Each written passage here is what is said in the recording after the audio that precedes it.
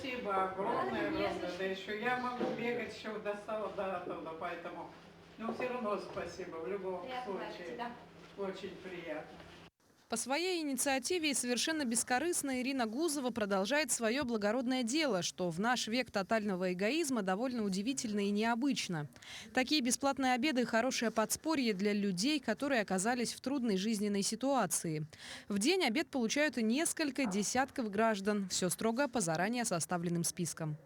Сегодня, я думаю, человек 60 будет.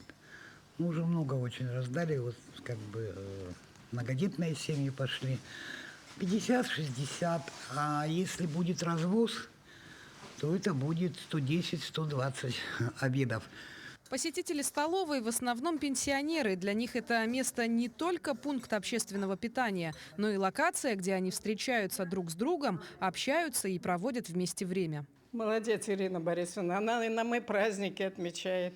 И вот я сегодня пришла покушать. Вот такой прекрасный обед. Это вот все надо иметь силы, главное – желание. А у этого человека, видимо, его через край плещет. Она нас не бросает до сих пор, все старается для нас, для стариков. Хотя сама это героически мужественный человек. Конечно, вот Ирина Борисовна самое главное. Все очень хорошо кормят, очень вкусное питание, все хорошо. 5 лет назад, когда социальная столовая начала свою деятельность, Ирина справлялась самостоятельно. Однако с появлением кризиса и проблемами по получению грантов предпринимательница не сдалась и продолжает свое дело. Дважды я пыталась, в бюджет писала заявление. Ответ один – нет возможности. Понимаете, гранты – это как рулетка. Выиграл, не выиграл, да? Раз не выиграл, и все, и я попала в ступор. Как говорит сама директор столовой, будем работать столько, насколько хватит ресурсов.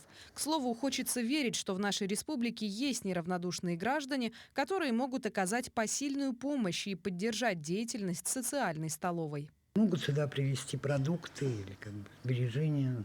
Вот с понедельника по субботу мы здесь находимся. Мы ничего не отказываемся, отказаться значит не нуждаться. Самое главное в этой ситуации, конечно, верить. Возможно, стоит взять на заметку и жизненный принцип самой Ирины Гузовой. Хороших людей больше, чем плохих. И, конечно, не оставлять явление социальной столовой без внимания. Надежда Саханская, Павел Пахомов, Якутск.